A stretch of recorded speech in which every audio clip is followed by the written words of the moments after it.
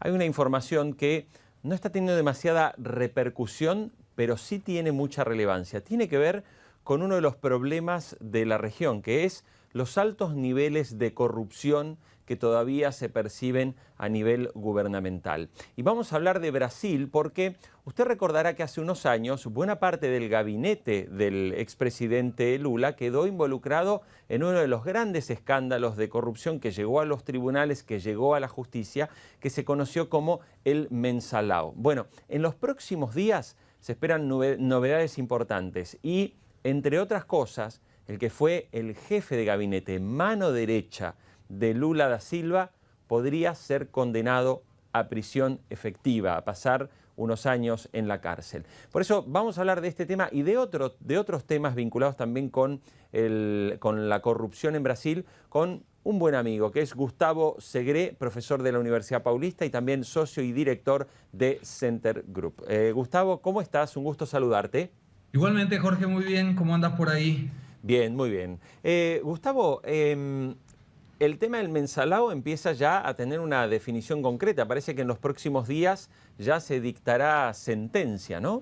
Sí, es correcto. Hubieron algunos recursos de última hora para algunos de los veintitantos procesados y sentenciados, y la semana que viene comenzarían a decretarse las primeras prisiones. En el caso concreto del jefe de gabinete o ex jefe de gabinete, que aquí se llama jefe de la Casa Civil, José Dirceu, del gobierno Lula, la posibilidad efectiva de prisión es por el delito de corrupción activa.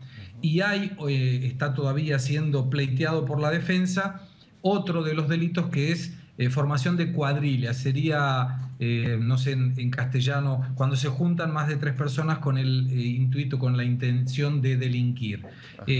Una especie de asociación ilícita. Asociación ilícita, exactamente, asociación ilícita. Si juntamos las dos sentencias, va a régimen cerrado, o sea, cárcel efectiva. Como no está todavía juntas las dos, porque una está en discusión, lo que está previsto que sea es que la primera sentencia efectiva sea en régimen semiabierto, o sea, un ex ministro de la Casa Civil, jefe de gabinete, iría preso, donde a la noche tiene que estar en la prisión y de día puede trabajar o estar en alguna actividad social. Pero lo cierto es que sería un antes y un después. Vos fíjate que imaginar un jefe de gabinete preso es algo que en la historia económica reciente de la región, de Argentina, Brasil y cualquiera de los países de la región, realmente es algo que es impensable. Gustavo, comentábamos también que el gobierno con Dilma Rousseff y con buena parte, naturalmente, del Partido de los Trabajadores, hoy está avanzando fuertemente en identificar y directamente acusar y denunciar a aquellos que son corruptos. En lo que sería la prefeitura, creo que es de Sao Paulo, que sería para nosotros el municipio, ¿no? El municipio de San Pablo, parece que también se han detectado casos de corrupción que estarían involucrando sobre todo a muchas empresas constructoras. Exactamente. Hay dos casos interesantes en lo que se refiere a construcción, noticias de hoy, y de corrupción, en este caso en la municipalidad de San Pablo. Recordemos, Jorge, que San Pablo tiene el tercer presupuesto nacional. Después de la nación brasilera, del gobierno federal, viene el gobierno de la provincia de San Pablo, y el tercer presupuesto a nivel nacional en importancia es de la ciudad de San Pablo.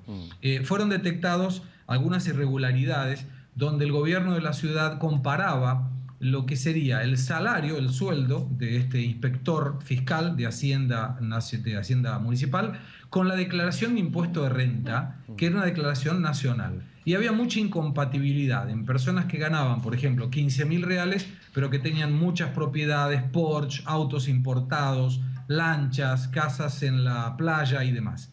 Y vos fíjate qué curioso y a dónde llegaba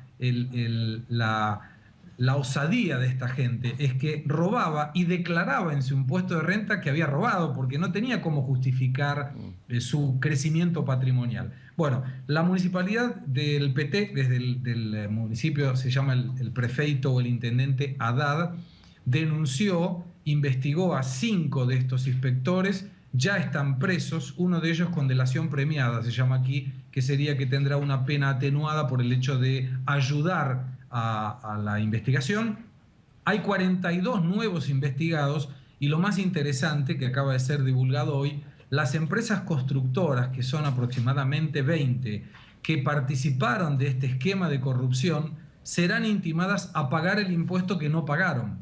O sea, pagaron la coima, participaron de una corrupción absolutamente comprobable y además están siendo intimadas a pagar el impuesto. O sea, está tratando de probar que aquel que evade impuestos, que busca los caminos irregulares e ilegales, en Brasil en los próximos años no será posible de participar socialmente.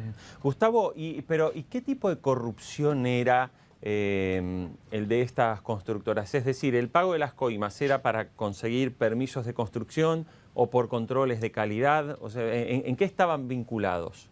Era una posibilidad, cuando una constructora construye un edificio, por ejemplo, requiere que para poder ser habitado se consiga una autorización que se llama habítese. Y para tener el habítese en día, las constructoras deberían pagar un impuesto municipal que se llama ISS, Impuesto sobre Servicio. En la ciudad de San Pablo, ese impuesto es del 5% de los servicios prestados. Este esquema de corrupción les otorgaba la posibilidad de pagar menos. En lugar de pagar 5, por ejemplo, pagar 2%. Lo cierto es que para eso tendrían que corromper a los fiscales, que eran quien les llevaba este brillante negocio en principio. Bueno, pagaron el 2%, pagaron estas corrupciones, estas propinas, como le dicen acá, las coimas, y además ahora van a tener que pagar el impuesto que están debiendo junto con multas y demás. Así que vos fíjate qué dato interesante. Y estamos hablando de 42 inspectores a nivel municipal. Es mucha gente. Y Jorge, te sumo un dato más. Sí. Maluf, en todo lo que tiene que ver con corrupción. Maluf, hoy diputado federal, ex intendente de la ciudad de San Pablo, ex gobernador del estado de San Pablo, ex candidato a presidente de la República y fue el segundo diputado federal más votado en la historia brasilera contemporánea. También fue sentenciado en segunda instancia por corrupción. No podrá participar de las elecciones del 2014 y deberá pagar una multa de $20 millones por corrupción en la construcción de un puente. Wow.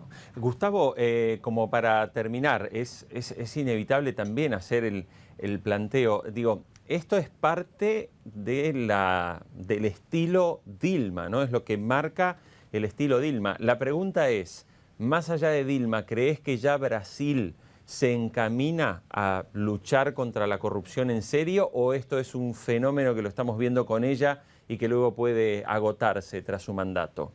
Yo creo que vino para quedarse, Jorge, porque después de las manifestaciones públicas de junio y julio, donde la gente no cuestionaba un programa económico, no cuestionaba por una alta inflación, no cuestionaba por falta de trabajo, y sí por una corrupción avasalladora en lo que se refería a las cuestiones políticas, corrupción en el Congreso, corrupción en las municipalidades, el pueblo se cansó, salió a la calle, manifestó su inconformidad en relación a eso. Claro, los políticos no tenían cómo quedarse atrás, entonces están tratando de demostrarle al pueblo, mirá, vos me pediste que yo combata la corrupción y acá están los resultados. Me da la sensación, Jorge, que esto está para quedarse y me parece que la sociedad brasilera cada vez tendrá menos paciencia con actos de corrupción.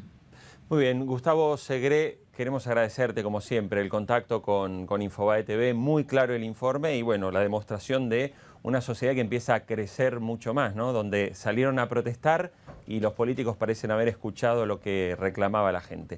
Gustavo, un gran abrazo y será hasta cualquier momento. Que sigan muy bien, buen día para ustedes, hasta luego.